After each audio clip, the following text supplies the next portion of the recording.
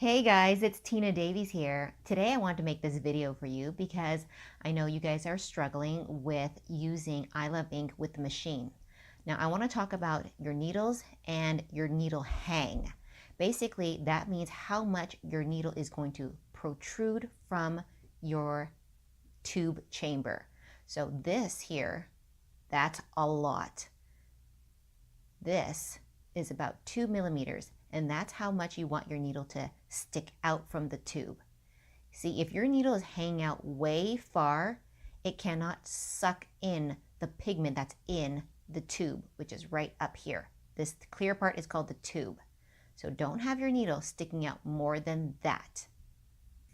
Now I've only got my needle out 2 millimeters.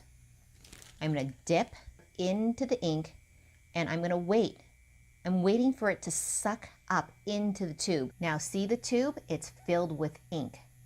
Don't just dip like this and tattoo. Dip it in and let the ink draw up into the tube chamber.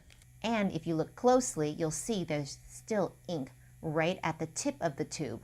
And that's what you want, because when you make contact with the skin, it will drop down from the tip of that tube.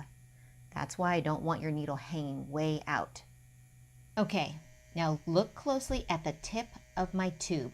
You see there's a little drop of ink there, and that's there on purpose because it's going to be able to drop right down and slide down that needle.